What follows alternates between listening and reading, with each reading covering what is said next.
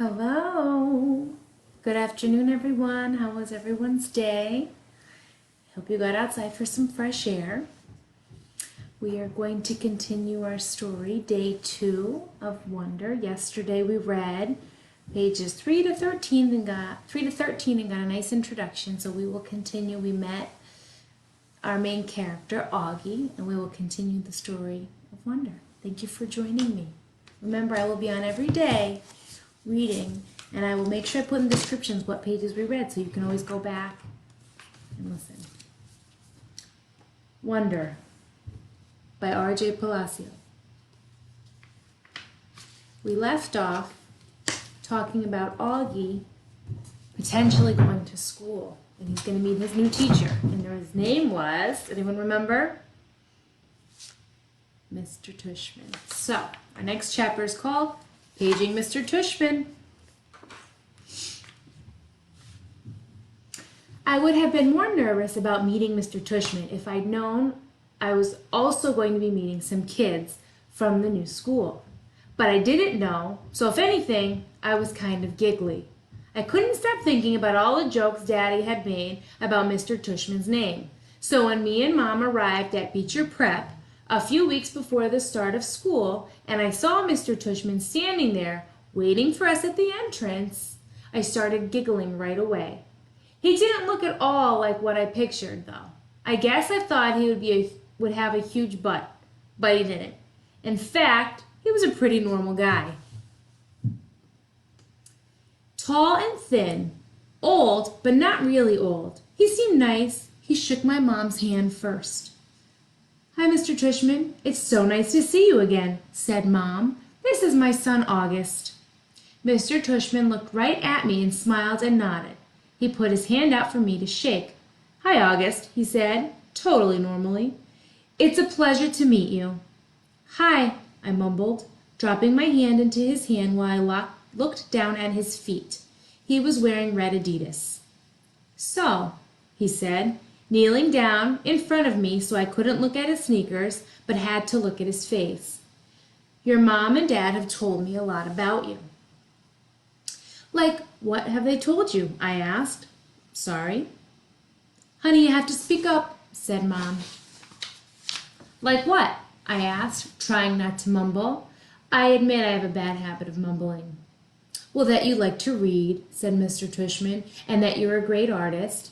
He had blue eyes and white eyelashes. "And you're into science, right?" "Uh-huh," I said, nodding. "We have a couple of great science electives at Beecher," he said. "Maybe you'll take one of them." "Uh-huh," I said, though I had no idea what an elective was. "So are you ready to take our tour?" "You mean you're doing that right now?" I said. "Did you think we were going to go to the movies?" he answered, smiling as he stood up. "You didn't tell me we were taking a tour," I said to Mom in my accusing voice. "Augie," she started to say. "It'll be fine, August," said Mr. Tushman, holding his hand out to me. "I promise." I think he wanted me to take his hand, but I took my mom's hand instead. He smiled and started walking toward the entrance. Mommy gave my hand a little squeeze, though I don't know if it was an I love you squeeze or an I'm sorry squeeze. Probably a little bit of both. The only school I'd ever been inside before was Via's, when I went with Mom and Dad to watch Via sing in spring concerts and stuff like that. This school was very different. It was smaller, and it smelled like a hospital. Next chapter, Nice, Mrs. Garcia. We followed Mr. Tushman down a few hallways. There weren't a lot of people around, and the few people who were there didn't seem to notice me at all. Though, that may have been because they didn't see me. I sort of hid behind my mom as I walked. I know that sounds kind of babyish of me, but I wasn't feeling very brave right then. We ended up in a small room with the words, "Office of the Middle School Director," on the door. Inside, there was a desk with a nice-seeming lady behind it. "This is Mrs. Garcia," said Mr. Tushman, and the lady smiled at Mom and took off her glasses and got out of the chair. My mother shook her hand and said, "Isabella Pullman, nice to meet you." "And this is August," Mr. Tushman said. Mom kind of stepped to the side a bit so I would move forward. Then that thing happened that I've seen a million times before. When I looked up at her, Mrs. Garcia's eyes dropped for a second. It was so fast no one else would have noticed, since the rest of her face stayed exactly the same. She was smiling, a really shiny smile. "Such a pleasure to meet you, August," she said, holding out her hand for me to shake. "Hi," I said quietly, giving her my hand, but I didn't want to look at her face, so I kept staring at her glasses, which hung from a chin around her neck. "Wow, that's a firm grip," said Mrs. Garcia. Her hand was really warm. "The kid's got a killer handshake," Mr. Tushman agreed, and everyone laughed above my head. "You can call me Mrs. G," Mrs. Garcia said. I think she was talking to me, but I was looking at all the stuff on her desk now. "That's what everyone else calls me." "Mrs. G, I want to change my elective."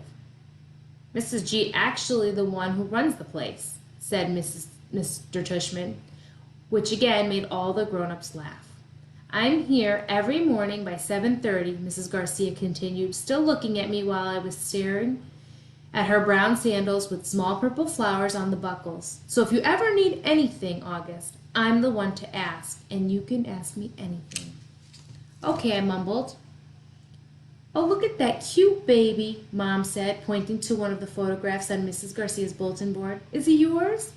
"No, my goodness," said Mrs. Garcia, smiling a big smile now that was totally different from her shiny smile. "You've just made my day. He's my grandson." "What a cutie," said Mom, shaking her head. "How old?" "In that picture he was 5 months, I think, but he's big now, almost 8 years old." "Wow," said Mom, nodding and smiling.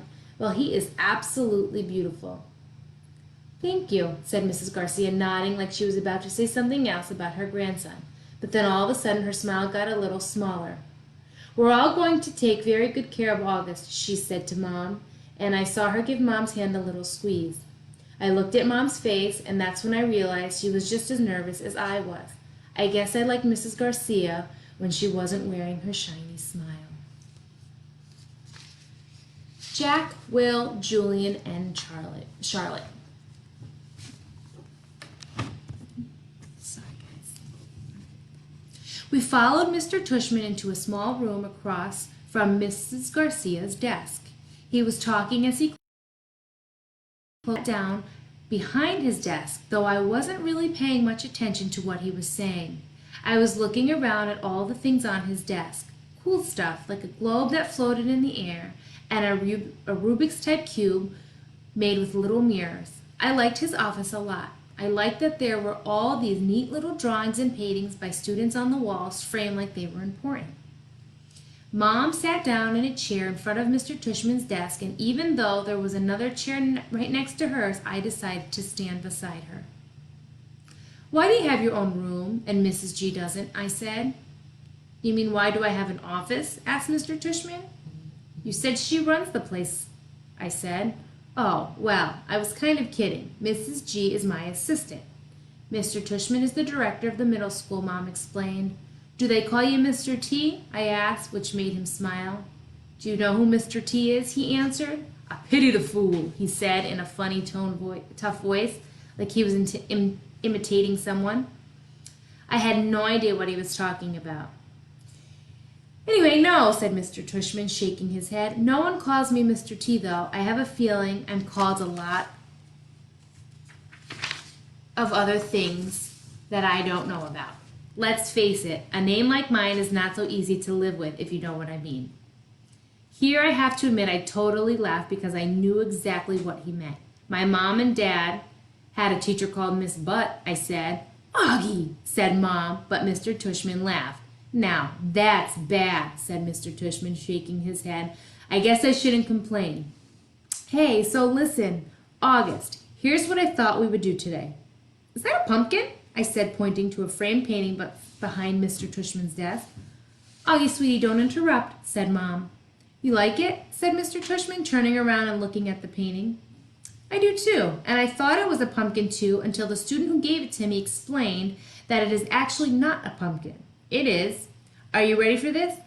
A portrait of me. Now, August, I ask you, do I really look that much like a pumpkin?"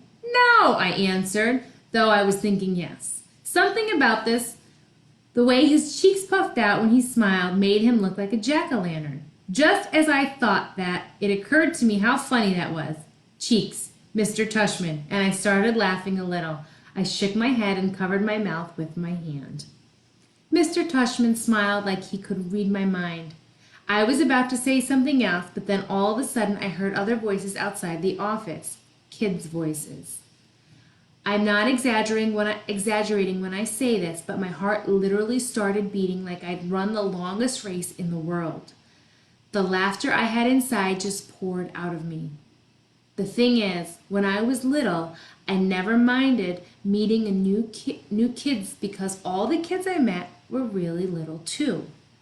What's really cool about little kids is that they don't say stuff to try to hurt your feelings, even though sometimes they do say stuff that hurts your feelings.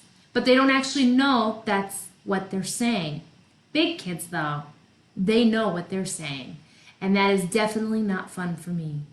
One of the reasons I grew my hair long last year was that I like how my bangs cover my eyes. It helps me block out the things I don't want to see.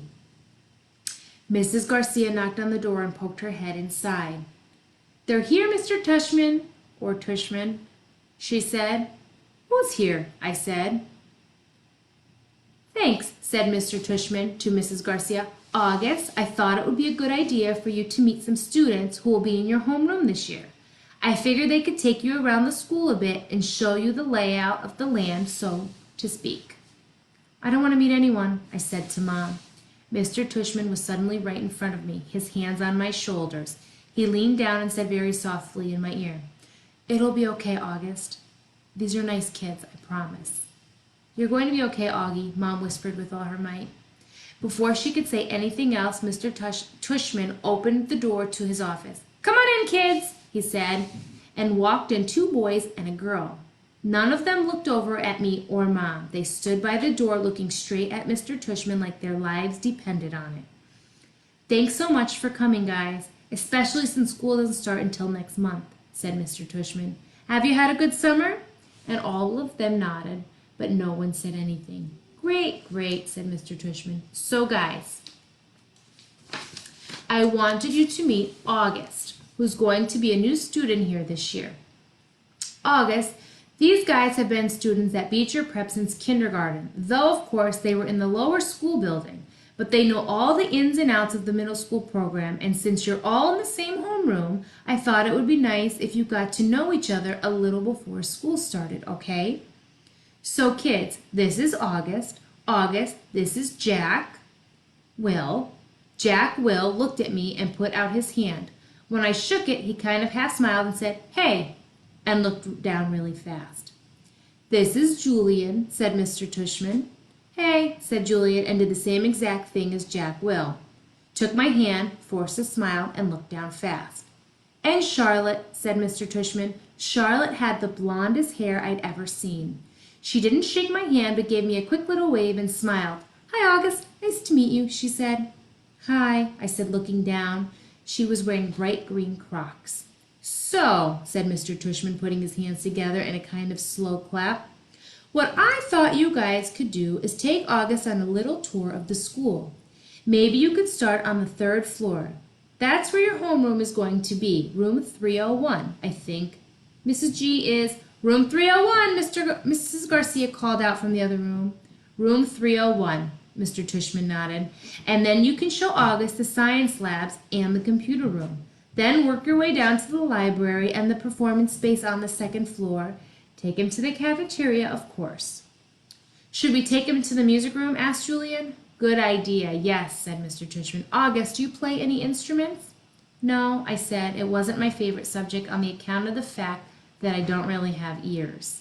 "Well, I do, but they don't exactly look like normal ears."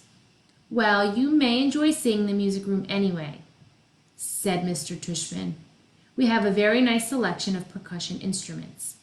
"August, you've been wanting to learn to play the drums," Mom said, trying to get me to look at her, but my eyes were covered by my bangs as I stared at a piece of old gum that was stuck on the bottom of Mr. Tushman's desk.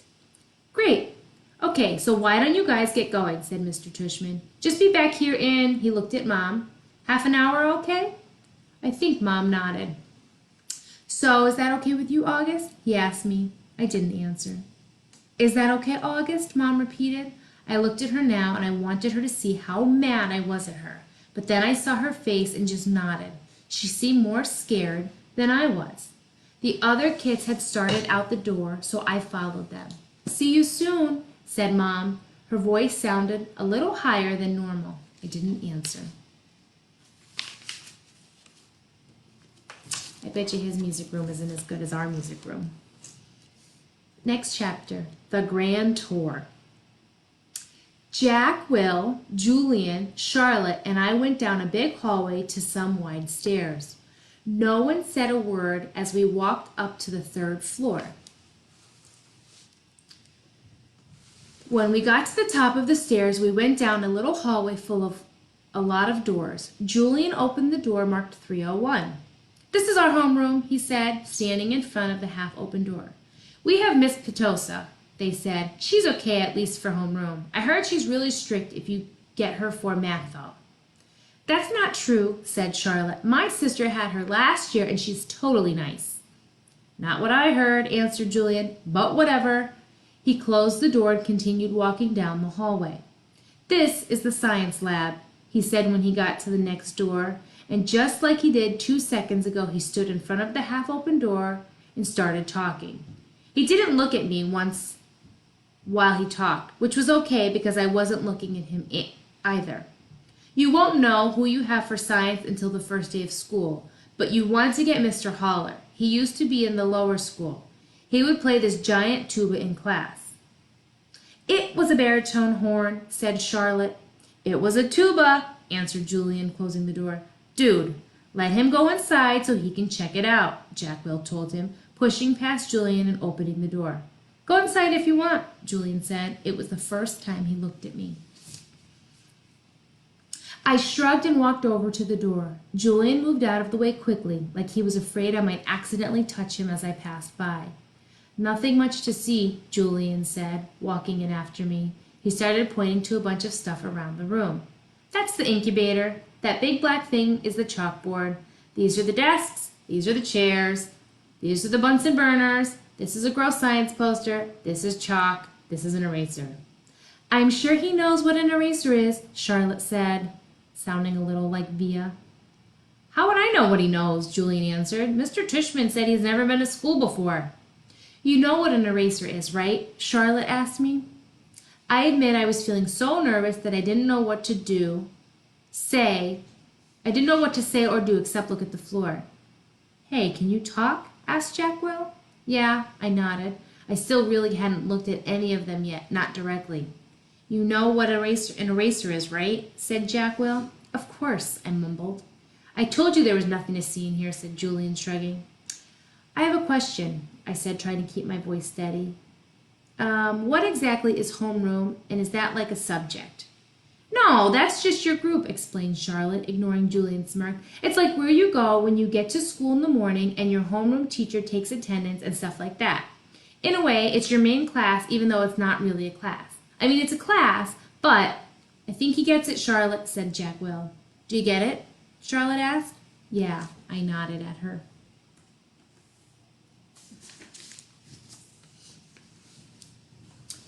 Okay, let's get out of here, said Jack Will, walking away. Wait, Jack. We're supposed to be answering questions, said Charlotte. Jack Will rolled his eyes a little as he turned around. Do you have any more questions? He asked. No, I answered. Oh, well, actually, is your name Jack or Jack Will? Jack is my first name, Will is my last name. Oh, because Mr. Tushman introduced you as Jack Will, so I thought, ha, you thought his name was Jack Will, laughed Julian. Yeah, some people call me by my first and last name, Jack said, shrugging. I don't know why. Anyway, can we go now? Let's go to the performance space next, said Charlotte, leading the way out of the science room. It's very cool. You'll like it, August. The performing space. Charlotte basically didn't stop talking as we headed down to the second floor. She was describing the play they had put on last year, which was Oliver. She played Oliver even though she's a girl. As she said this, she pushed open the double doors to a huge auditorium. At the other end of the room was a stage. Charlotte started skipping towards the stage. Julian ran after and then turned around halfway down the aisle. "Come on," he said loudly, waving for me to follow him, which I did. "There were like hundreds of people in the audience that night," said Charlotte, and it took me a second to realize she was still talking about Oliver. I was so nervous. I had so many lines and I had all these songs to sing. I was so hard. Although she was talking to me, she didn't really look at me. On opening night, my parents were all the way in the back of the auditorium, like where Jack is right now. But when the lights are off, you can't really see that far back. So I was like, where are my parents? Where are my parents? And then Mr. Resnick, our theater arts teacher last year, said, "Charlotte, stop being such a diva." And I was like, okay. And then I spotted my parents and I was totally fine and didn't forget a single line. While she was talking, I noticed Julian staring at me out of the corner of his eye. This is something I see people do a lot with me. They think I don't know they're staring, but I can tell from the way their heads are tilted. I turned around to see where Jack had gone to. He had stayed in the back of the auditorium like he was bored. "We put on a play every year," said Charlotte. "I don't think he's going to want to be in the school play, Charlotte," said Julian sarcastically. "You can be in the play without actually being in the play," Charlotte answered, looking at me. "You can do the lighting, or you can paint the backdrops." "Oh, yay, whoopee," said Julian, twirling his finger in the air. "But you don't have to take the theater arts elective if you don't want to," Charlotte said, shrugging. "There's a dance, or a chorus, or a band. There's leadership." "Only dorks take leadership," Julian interrupted. "Julian, you're being so obnoxious," said Charlotte, which made Julian laugh. "I'm taking the science elective," I said. "Cool," said Charlotte. Julian looked directly at me. "The science elective is supposedly the hardest elective of all," he said. "No offense, if you've never ever been in school, why do you think you're suddenly going to be smart enough to take the science elective? I mean, have you ever studied science before, like real science, not like the kind you do in kits?" "Yeah," I nodded. "He was homeschooled, Julian," said Charlotte. "So teachers come to his house?" asked Julian, looking puzzled. "No, his mother taught him," answered Charlotte. "Is she a teacher?" Julian said. "Is your mother a teacher?" Charlotte asked. "No," I said. "So she's not a real teacher," said Julian, as if that proved his point. "That's what I mean. How can someone who's not really a teacher actually teach science?" "I'm sure you'll do fine," said Charlotte, looking at me. "Let's just go to the library now," Jack called out, sounding really bored. "Why is your hair so long?" Julian said to me. He sounded like he was annoyed. I didn't know what to say, so I just shrugged. "Can I ask you a question?" he asked. I shrugged again. Didn't he just ask me a question? What's the deal with your face? I mean, were you in a fire or something?" "Julian, that's so rude," said Charlotte. "I'm not being rude," said Julian. "I'm just asking a question. Mr. Tushman said we can ask questions if we wanted to." "Not rude questions like that," said Charlotte. "Besides, he was born like that. That's what Mr. Tushman said. You just weren't listening." "I was so listening," said Julian. "I thought maybe he was in a fire too." "Geez, Julian," said Jack. "Just shut up." "You shut up," Julian yelled. "Come on, August," said Jack. "Let's go to the library already." I walked toward Jack and followed him out of the auditorium. He held the double doors open for me as I passed by. He looked at me right in the face, kind of daring me to look back at him, which I did. Then I actually smiled. I don't know. Sometimes when I have the feeling like I'm almost crying, it can turn into an almost laughing feeling. And that must have been the feeling I was having then, because I smiled almost like I was going to giggle. The thing is, because of the way my face is, people don't know me very well. Don't always get that I'm smiling. My mouth doesn't go up at the corners the way other people's mouths do. It just goes straight across my face. But somehow Jack Will got that I had smiled at him, and he smiled back. "Julian's a jerk," he whispered before Julian and Charlotte reached us. "But dude, you're going to have to talk," he said, and seriously, like he was trying to help me. I nodded as Julian and Charlotte caught up to us. We were all quiet for a second, and all of us kind of nodding, looking at the floor, and then I looked up at Julian.